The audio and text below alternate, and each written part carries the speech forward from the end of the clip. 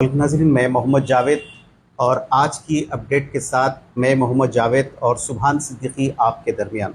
नाज़रीन, जैसा कि आप जानते हैं कि सारे हिंदुस्तान में एक बिल पेश हुआ और अब क़ानून की शक्ल इख्तियार कर लिया। लेकिन इस हमारे लिए अब कौन सी राहें मौजूद है? एक तो यह है एहतजाज की, जो सड़कों पर लोग निकल कर एहतजाज कर रहे हैं। लेकिन हमको सोचना, ये समझना ये भी चाहिए, क्या हमको खून की ज़रूरत है आज या क़ानून की ज़रूरत है? हम खून और क़ानून दोनों के बीच एक तज़ब्ज़ुब का शिकार है। कई एक जगह हिंदुस्तान के चप्पे चप्पे पर आप देखते हैं कि एहतजाज हो रहा है।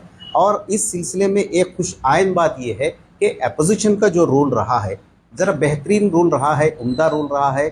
238 ने बिल के मुखालिफत के अंदर जो है ना वोट दिया है, ये खुश आइन बात है। मुमकिन आइंदा ये जो एनडीए है, शायद इसमें भी फूट पड़कर इंडिया अलायंस के अंदर कई जमातें आ सकती है, क्योंकि एक हमारा मुल्क एक डेमोक्रेट मुल्क है, जहाँ पे हिंदू, मुस्लिम, सिख, ईसाई का एक इम्तिराज है, एक गुलदस्ता है। तो बहरहाल इस सिलसिले में आज हम हमारे तेलंगाना के जो है ना एक मशहूर और मारूफ लीडर्स को यहाँ पे मदऊ किए हैं इस बात के लिए कि हम ये जानना चाहते हैं कि ये जो बीआरएस के जो लीडर्स है या कांग्रेस के जो लीडर्स है, जो उन्होंने अपना अस खुद आपके सामने जो है ना अपना तारुफ पेश करेंगे। तो बहरहाल मैं अपनी बात को जारी रखने से पहले मैं जो है ना आपसे गुजारिश करता हूँ कि अस खुद आप अपना जो है तारुफ पेश करें। अस्सलाम वालेकुम, मैं मोहम्मद अनीस मुख्तदर, मैं जो है टीआरएस से सीनियर लीडर हूँ टीआरएस का। मैं वैसे वतन मेरा नलगोंडा है, रहना तो ये हैदराबाद में रहते हैं। साहब, आपका ताल्लुक़? जी, अस्सलाम वालेकुम वरहमतुल्लाहि वबरकातुहू। मेरा नाम सैयद मुज़म्मिल अहमद है। मैं कांग्रेस से वाबस्ता हूँ और यहाँ पर आवाम के दरमियान हर वक्त मौजूद रहता हूँ। ये मेरा छोटा सा था।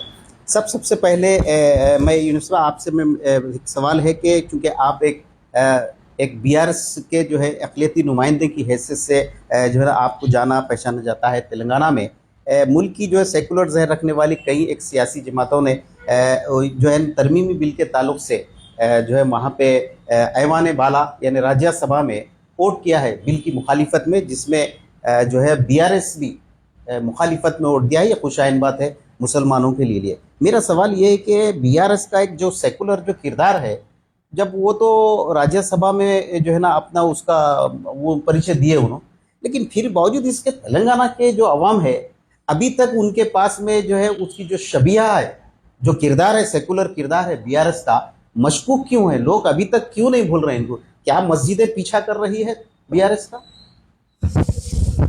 पहले तो जावेद भाई, हमारी बात वक्त अमेंडमेंट बिल के बारे में थी। हाँ ठीक है, हम आएंगे उसके ऊपर, क्योंकि आप टीआरएस के बारे में पूछ रही जी। तो एक आध आदमी ऐसा हो सकता, और एक बात क्या होती कि जैसे सीधी बात है, ये जो है आवाम को फैसला कर लेना चाहिए। आप क्योंकि जर्नलिस्ट है, आप भी सोच लीजिए। हमारे ऊपर जब कांग्रेस बाहर निकलेंगे तो हमारे को बोलेंगे कि हम जो है बीजेपी की बी टीम है। हम भी क्या करेंगे, कांग्रेस जबकि अपोजिट पार्टी है पार्लियामेंट में, हमारे को मालूम रखने के बावजूद भी हम भी बोलेंगे ये भी जो है उनके एजेंडा चल रहे हैं। ये वोट बैंक पॉलिसीज है, इसके ऊपर ब्लेम कर लेते हैं। अब बाज मरता क्या होता, जिसकी आवाज़ बड़ी है पब्लिक उसको भरोसा करती। अब बीआरएस रहो या कांग्रेस रहो, वो पार्टियों के एतबार से तो उनके कॉन्स्टिट्यूशन के एतबार से वो पक्के सेक्युलर है। अब इम्प्लीमेंटेशन का जब मौका आता, जब उसको कुछ ये करने का इम्प्लीमेंट करने का मौका आता, तो वहाँ जो बैठा हुआ है उसकी जहनीत भी होती। सेक्युलर पार्टी के अंदर ज़रूरी नहीं है कि आदमी 100% सेक्युलर रहना। किसी दिन हमारी पार्टी में नरेंद्र साहब भी थे, जो एल नरेंद्र साहब थे, जो पक्के जनसंघ थे, वो भी थे। तो अब उनको भी हम पकड़ के जो है सेक्युलर समझना ये कोई सही बात नहीं होती, मगर कभी कभी ऐसा होता। अब रही बात उसी पार्टी क्या करेंगी क्या नहीं करेंगी, ये जो है आवाम के ऊपर ज़्यादा डिपेंड करता है। लीडरशिप अगर आपकी मजबूत रही तो आपके हक में फैसले होंगे, लीडरशिप आपकी कमज़ोर रही तो आप वोट बैंक के तरह इस्तेमाल होंगे, वोट बैंक आपको बना लेंगे लोग। सीधी बात है, हर पॉलिटिकल पार्टी के ऊपर एक दबाव रहता। क्योंकि मैं मुस्लिम हूँ कि मुस्लिम उससे बात करना चाह रहा हूँ, तो मेरे को पार्टी के थोड़ा बहुत खिलाफ बोलने में भी फ़र्क नहीं पड़ेगा, वो भी हमारा रेक्टिफिकेशन है। तो ये बात को पहले मुस्लिम कम्युनिटी समझना, ये चाहे कांग्रेस रहो या टीआरएस रहो, इसमें हमारा रिप्रेजेंटेशन हम क्या माहदे करें। जैसे एक एक एक बात चाहे मैं नहीं बोलना चाहिए, अब तक कई डिबेट्स अटेंड करा मगर कभी नहीं बोला। हमें पिछले 25 साल से एक चीज देखे जिससे मेरे को काफी तकलीफ होती, कई लोगों को भी होती। इलेक्शन का मौका आया, कोई भी रहने दो, राजशेखर रेड्डी साहब का पीरियड है, कुछ उलमा को बुला लिए, कुछ जमातों को बुला लिए, तारीख डिक्लेयर कर दो, कर दी। फिर चंद्रबाबू साहब बुला लिए, केसीआर साहब बुला लिए, तारीख डिक्लेयर कर दो, कर दी। तो 23 से अगर वोट डाल रहे हैं तो हमारे काम नहीं बनेंगे, हमारे काम नहीं बनेंगे। अब रही बात सेक्युलरिज्म, जैसा आप वक्फ बिल की बात करें तो बिल्कुल हमारी पार्टी वक्फ बिल के जब खिलाफ है वहां पे जो है बिल्कुल उसके खिलाफ ही चोट होगा। इसकी एक मिसाल आपको दे देता हूँ। जैसे ये कोसी हमारी नीतीश कुमार साहब की जेडीयू जो पार्टी है उसमें एक मुस्लिम एमपी साहब भी है, वो क्या पर्सनली वक्फ के खिलाफ नहीं रहेंगे, मगर जब विप आ गया उनको भी एंटी देना पड़ेगा। नहीं एंटी देना, लेकिन अभी तो पूरे एहतजाज तो पूरा एहतजाजी इस्तीफा तो दे रहे हैं। नहीं एक मिनट साहब, ये जरा कंप्लीट कर दो। तो जेडीयू के जो है मुस्लिम कायद के बावजूद उनको एंटी वक्फ बिल में वोट देना पड़ेगा। क्यों? पार्टी उनकी जो है विप भेजती। तो हमारी पार्टी जब विप भेज देंगे तो हमारे एमपी डाल देंगे, इसमें कोई शक नहीं है।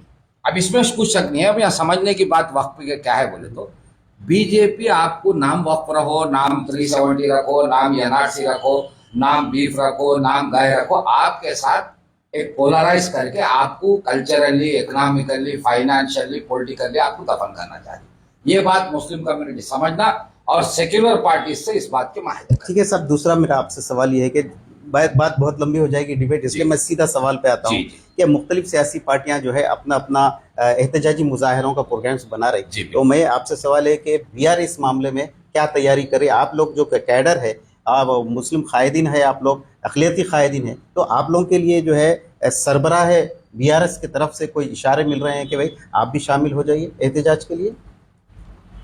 एहतजाज में खैर हमारी पार्टी जो है एंटी वक्फ बिल के एंटी में वोट दे दी, यहाँ तक तो हो गया। अब जैसे आपका सवाल है जो रोजाना का एहतजाज है, इसमें पार्टी की तरफ से अभी कुछ आया नहीं।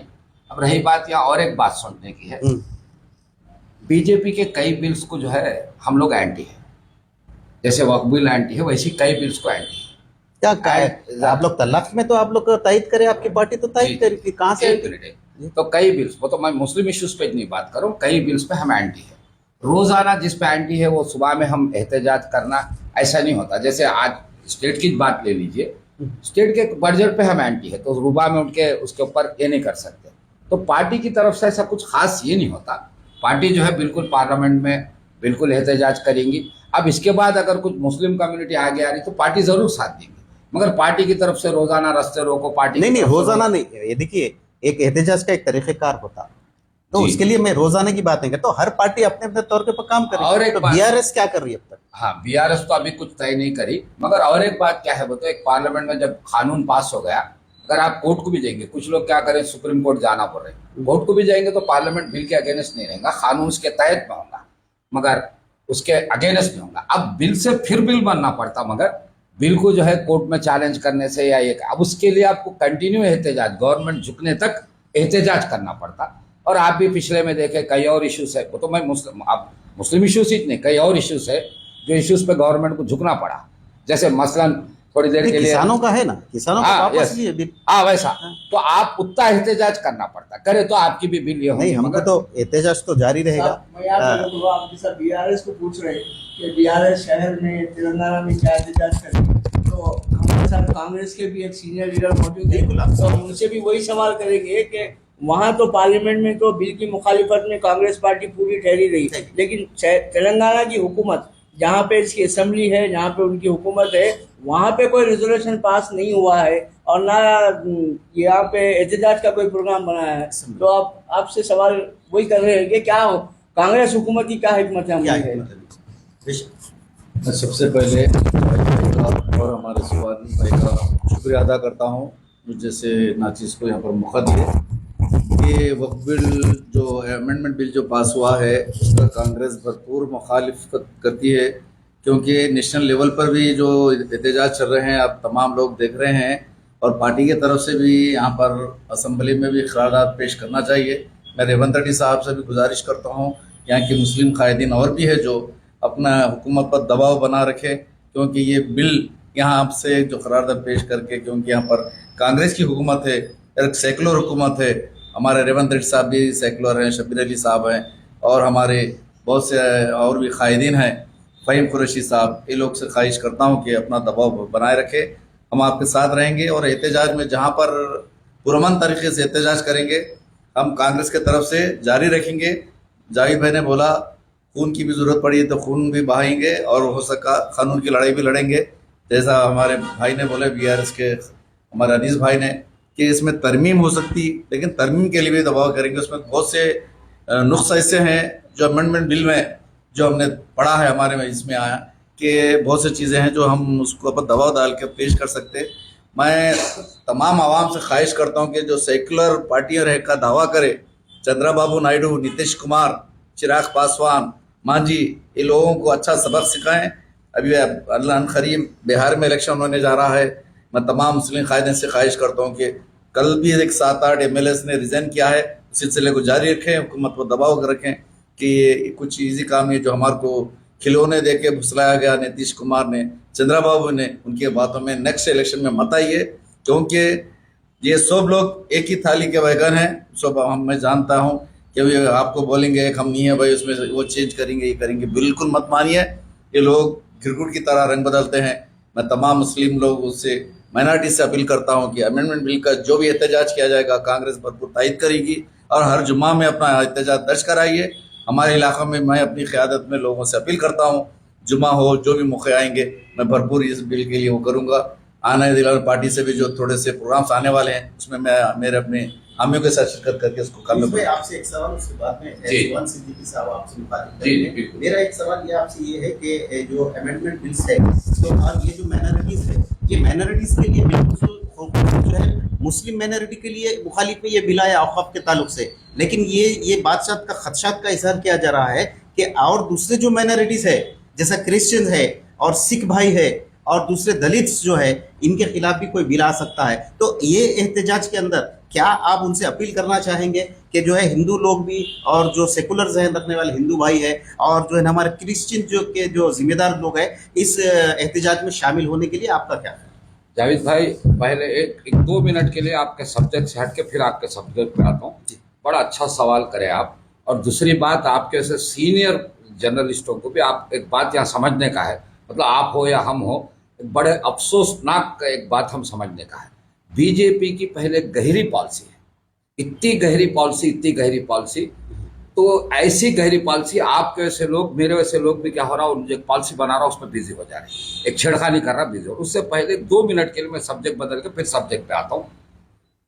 पहली बात, जैसे अब जियानिज्म है, मतलब यहूदियों का और फलस्तीन में जो जंग चल, मतलब जो झगड़ा हो रहा है, देख रहे हैं जियानिस्टों का। कोई भी जियानिस्ट जो है मुसलमान वो करता, ये खाता, ये करता, ऐसा नहीं करता। सीधा सीधा बहरहाल जो झगड़ा है कौन सही कौन बराबर, मगर जब इनका भी झगड़ा है तो यहूदी ये करता, अपनी जो है बहन के साथ ये जिना करता है या उन सुअर का गोश्त खाता, ऐसे कोई बदनाम नहीं करते। आप अगर वही फिर इंडिया में आ गए, पूरी दुनिया में कई जगह जिनोसाइड है, कई जगह कम्युनल राइट्स है, कई जगह ये है, मगर फिर इंडिया की बात ले लिए तो फिर सारे हिंदुइज्म को अलग रखो, क्योंकि कल तक हम तो आजुक बाजुक जी, हम डिस्ट्रिक्टों से है, आजुक बाजुक जी, हमारे क्लासमेटों में जो है ऐसे जिगरी दोस्ता एक एक प्याले में जो है एक ही उसमें खाते गए, तो ऐसे कल्चर से हम लोग आए। मगर इसमें 3-4% जो है वो ऐसा डिवाइड कर रहे हैं जिसमें सारे मसरूफ हो जा रहे। आप देख लीजिए, जैसे अब वक्फ की अमेंडमेंट बिल है, ये जो स्पेशल एक्ट है ये बिकॉज खाली वक्फ के लिए नहीं बना, सारे मतलब टेम्पल्स के लिए भी बना, चर्चेस के लिए भी बना, कुछ ऐसे प्रॉपर्टीज जिसका डॉक्यूमेंट नहीं हो सकता। थोड़ी देर के लिए मोटी बात ले लीजिए, भाई आपका कोई आशुर खाना है 200 साल पुराना है तो उसके क्या डॉक्यूमेंट लाएंगे, आपकी कोई मस्जिद है 200 साल है, वैसे कोई टेम्पल है 200 साल पुरानी, उसका क्या रहेगा। तो इसके लिए क्या करें, इसको कोई डिस्टर्ब नहीं करना बोल के ट्रिब्यूनल बना। मोदी साहब यहाँ छेड़खानी कर रहे हैं और इसमें भी सारे एंडोनमेंट्स में उसमें नहीं करके सिर्फ आप प्रॉपर्टी को करें। और एक मिसाल से आपको ये बात और क्लियर समझा, रिसेंटली आप सुने 370 कश्मीर के मामले में, 370 जैसा कश्मीर को प्रोटेक्शन आर्टिकल है, 371 अरुणाचल प्रदेश को है, 372 नागालैंड को है, 373 सिक्किम को है, 374 जो है मेघालय को है, सबको ये प्रोटेक्शन है। मगर छेड़ रहे हैं 370 को, बलवा मचा दे रहे हैं, मुसलमान जो है स्पेशली ये कर रहे हैं। तो सेम फिर गाय का मामला ले, उसके बाद वक्त पे आ जाएंगे। जैसे मुस्लिम थोड़े लोग गाय का गोश्त खाते, बीफ खाते, वैसे जो है सारे एसटीज खाते, जिनका जो है 18% है, सारे 12-13% दलित खाते, और भी थोड़े और भी हिंदुइज्म के और भी तबके खाते। मगर बीफ ला के क्या करेंगे, मुसलमानों से जोड़ेंगे, 370 ला के मुसलमानों से जोड़ेंगे, एंडोनमेंट में या वक्त पे कुछ चेंजेस लाए तो आपको तो ये बोलेंगे मुसलमान वक्त के नाम से सारे जमीन खत्म कब्जा कर दिए बोलेंगे।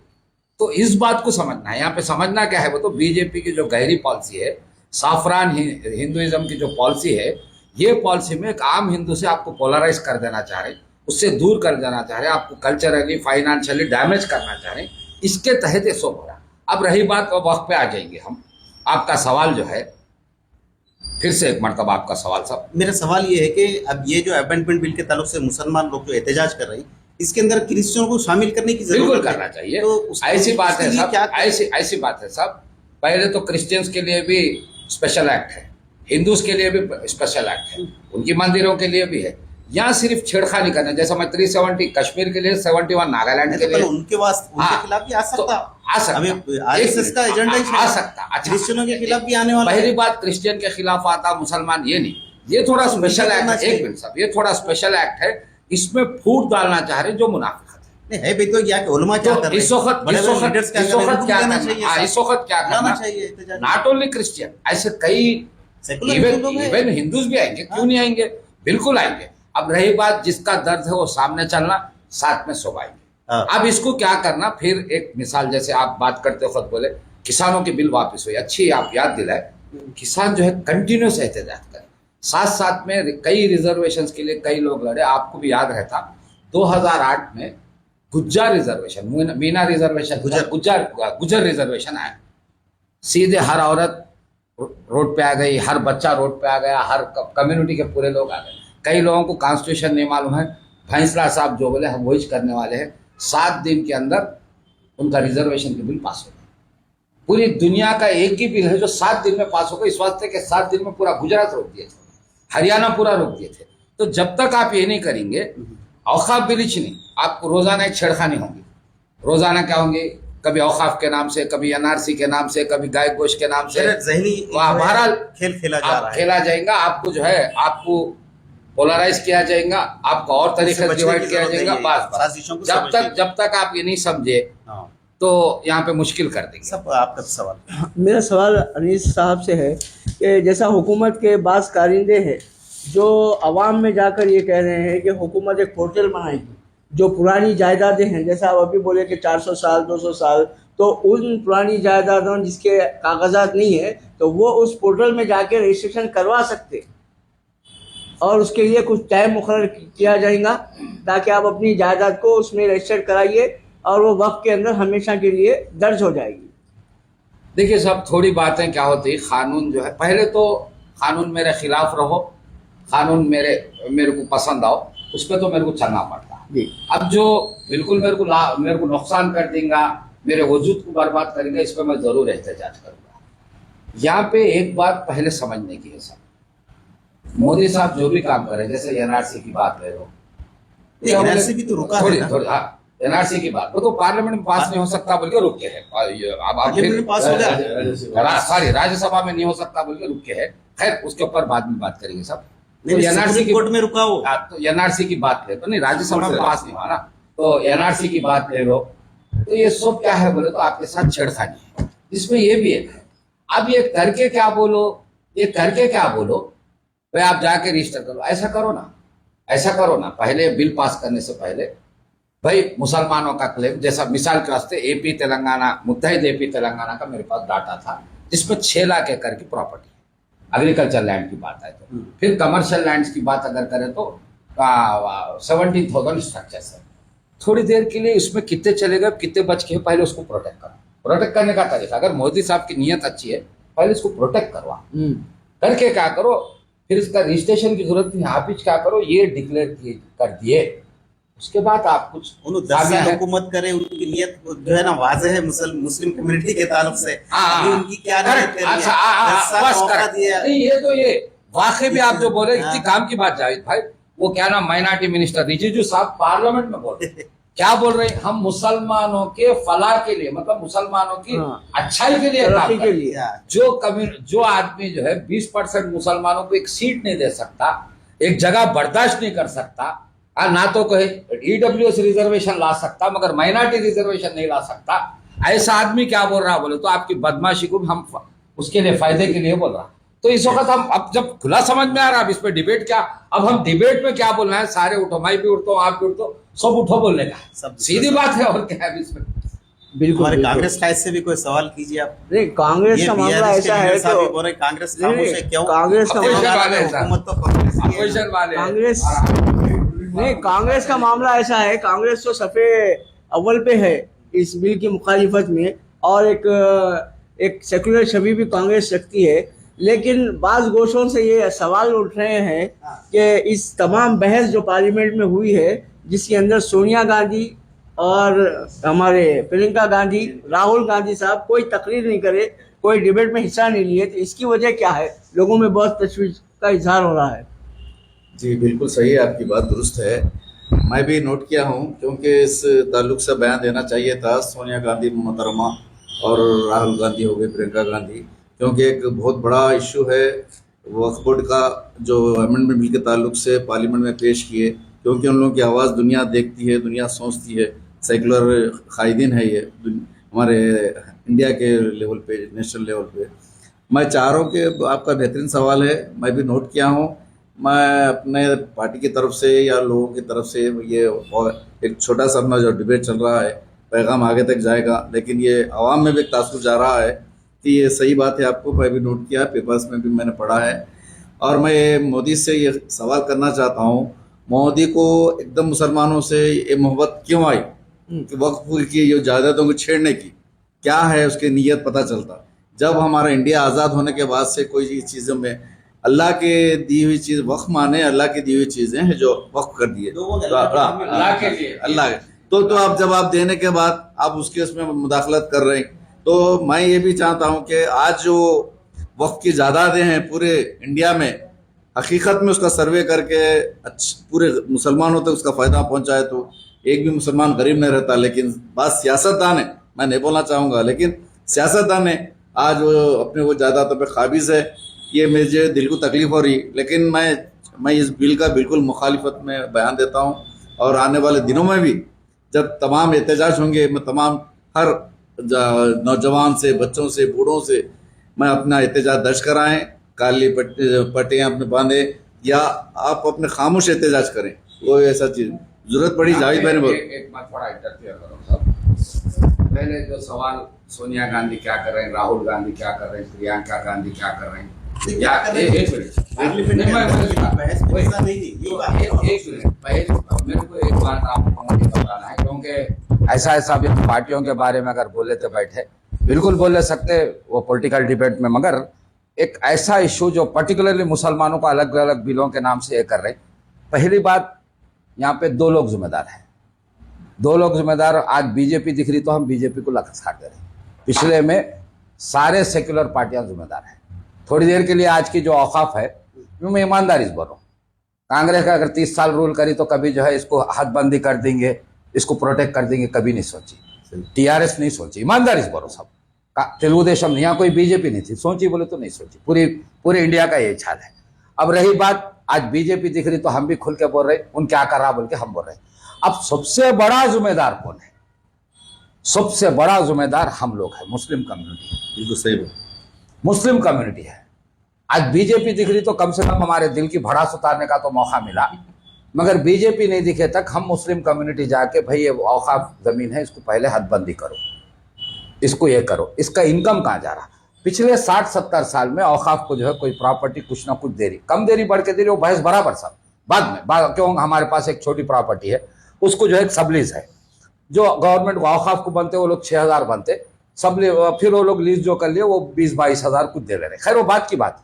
ऐसे जो पैसे कलेक्ट कर रहे हैं फराउज, उससे कभी नहीं सुने हम क्या औकाफ जो है वेलफेयर काम करे, चाहे दौर कांग्रेस का रहो, चाहे दौर तेलुगु देशम का रहो, चाहे दौर टीआरएस का रहो, और हमारे अलावा कोई और स्टेट की बात रहो, यही रहे। तो अब इसमें क्या है, एक मिनट साहब यहाँ क्लियर कर देना चाह रहा हूं, इसमें जिम्मेदार सारे सेक्युलर पार्टीज हैं। और इससे बड़े जिम्मेदार हम लोग हैं। हम लोग जब तक नहीं उठेंगे, आज मोदी साहब भी आए, चलिए थोड़ी देर के लिए बिल है, ये बिल क्या लाती बात की बात, मगर आज इतनी हिम्मत, कल 10 साल के बाद क्या इतनी हिम्मत नहीं है, ये जो है ये खबरस्तान है, जाके जो है इसके पेपर्स पर पूछने की हिम्मत तो नहीं है। मैं आज जाके उसकी बाउंड्री घट करके, वो काउंसलर लेवल का है, वो चेयरमैन लेवल का है, एमएलए लेवल का है, मेरी पूरी कम्युनिटी बैठ के अगर कर ली, मैं हर टाउन में ऐसे 2-2, 4-4 बॉडीज बना के करा तो बीजेपी गवर्नमेंट भी कुछ नहीं करेगी। और बीजेपी गवर्नमेंट नहीं होता रहा तो ये लोग भी हमारे औकाफ को गारत करेंगे। अब ये जब तक ये मुस्लिम लोग जो है खबरों को बेच रहे हैं, 1-1, 2-2 लाख में खबरों की जगह दे रहे हैं, तो फिर अब जो वो है, अलग इशू है। इसका जिम्मेदार कौन? अरे वो आपका महिला जिम्मेदार है, उसको क्या गवर्नमेंट क्या करेगी? जाहिद भाई का उसका- बिल्कुल उसका अच्छा जो सवाल है। जाहिद भाई ने जो बोला, खबरें जो 1 लाख, जब आदमी जब मरने के बाद मैयत लेके घर में बैठता है तो उन्हें उसके जब जिंदा से ज्यादा उसकी फिक्र करता है इसकी दफन कैसा की जाएगी। क्योंकि मैंने भी बहुत सी जगह नुमाइंदगी की, कोई 1 लाख बोल रहा, कोई 1,20,000 बोल रहा, मुतवली वहां पर दादागिरी कर रहे हैं, गुंडों को रखे हुए हैं। आज जो वक्फ बिल, जो अमेंडमेंट बिल पार्लियामेंट में पेश किया गया, इसके सारे जिम्मेदार हम लोग हैं, पूरे लोग। क्योंकि जितनी भी जायदादें हैं अपने बाप दादा के ज़माने से या जो चीज़ें हैं उसमें काबिज है, वो लोग समझ रहे हैं कि उससे भरपूर फ़ायदा वो फैमिली उठा रही है, चाहे दरगाह हो, खानकाह हो। मैंने जब हर जगह में दौरा करता हूँ, मैं बहुत सी जगह चेरियाल, वरंगल, इधर जब दौरा किया, वहाँ के हालात देखा तो कोई साफ़ सफाई का इंतज़ाम नहीं है, ना कोई चीज़ों का है। मैं ये जो बिल पार्लियामेंट में पेश हुई अमेंडमेंट बिल, इसके जिम्मेदार खुद अपन है। घर को हमारे चिंगारी जो आग लगी तो उसके चिंगारी लगाने के जिम्मेदार भी हम हैं। मैं तमाम सेकुलर होने का दावा कर रहे हैं, आज पार्लियामेंट में फाड़ फाड़ के बोल रहे हैं, लेकिन जब आने से पहले ये बिल आप लोग इसका कोई एक सैलाब आ रहा, तूफान आ रहा, अपने को हदबंदी करना चाहिए। भाई आ रहा, अलर्ट हो रहो, जैसा अब थोड़े दिन पहले अपनी जायदादों की हिफाजत करो, कानून बनाओ, उसकी चीजें करो। लेकिन मैं कभी नहीं देखा, आज हैदराबाद के भी बहुत से करोड़ों की जायदाद पे नाजायज कब्जा करके कम रेट पे उस पर बैठे हुए हैं। कोई 200-500 किराया नहीं देता वक्फ बोर्ड को, और वो बाहर अपने को 50,000, 60,000, 200 रुपए किराया औकाफ को दे रहे हैं, दूसरे से 1.5 लाख रुपए 1.5 लाख रुपए एडवांस ले रहे, 1.5 लाख एडवांस वो ले रहे, किराया ले रहे हैं, उसकी जो पगड़ी जो बोलते हैं वो भी लाखों में ले रहे हैं। तो आप आज वावेला मचा रहे हैं कि हमारी औकाफ जायदाद ऐसी हुई, तो आप उसके जिम्मेदार है। ये कौन वावेला मचा रहा? ज्यादा मैं बोलता हूँ कि जिनको नुकसान हुआ, जिनके पेट में दर्द है, वही डॉक्टर के पास भाग रहा। आज इस वक्फ बोर्ड की जो जमीनात, वक्फ के जो जमीनात है पूरे इंडिया लेवल पे, खासकर तेलंगाना में बहुत है, तो उसका सही फायदा हुआ तो आज हमारे को ये लोगों के साथ भीख मांगने की जरूरत नहीं पड़ती। मैं तमाम कायदीन से वो करता हूँ कि क्योंकि मैं खुद भी पूरी 25 साल से सियासत में हूँ, जगह जगह फिरता हूँ। ये वक्त के जो ये हालात हुए वक्फ बोर्ड के, वक्फ बोर्ड में भी कब से कि इसको जुडिशियल पावर देते बोले, यहाँ पर उसके कई लाखों को तोड़ के उसके पेपरों को जला दिया जाता है। वो तो हमारे लीडर साहब, लीडर साहब उन्हें बता सकते कि जो जुडिशियल बात कर दिया गया था। नहीं। साहब आपसे एक सवाल लास्ट, क्योंकि अभी बहुत बड़ा अपना बहस बहुत दूसरी तरफ चली आ रही। मेरा सवाल आपसे ये है कि खासतौर पे ये जो अमेंडमेंट बिल आया है, ये है औकाफ बोर्ड के ताल्लुक से, और औकाफ बोर्ड की जितनी जायदादें हैं और जितने आशुर खाने हैं, दरगाहें हैं, या जो है ना इस किस्म के खानखाहें हैं, तो और एक तो इसके ऊपर जो है मुतवलियान जो है ना मुतय्यिन है जी, मुतवलियान मुतय्यिन है, लेकिन इस सारे एहतजाज के अंदर मुतल्लियान गायब है, जो काबिज है वो लोग कहाँ हैं? वो लोग बाहर नहीं आ रहे। अभी जो मुज़म्मिल साहब जो अभी जिक्र करे उसी का जिक्र करे, दबे अल्फाज में बोले, लेकिन उसी का जिक्र करे कि जो आम मुसलमान की तबाही बाहर है, लोग हैं जो फायदा उठा रहे हैं, वक्फ की जायदाद की तबाही जो हुई है, इसके असल जिम्मेदार मुतवल्ली है, दरगाह के सज्जादे नशीन है, जो अपने कारोबार चलाने के लिए, अपने बच्चों को पालने के लिए वक्फ की जायदाद को तबाह करे हैं। आज उन्हीं की वजह से मुसीबत का सामना हमको हो रहा है। मैं दो लफ्ज ये तो भाई जाहिद भाई ने बोला, खबरों का तो जो चल रहा है बहुत भयानक है। इसमें तमाम सियासी कायदीन एक जगह होना चाहिए।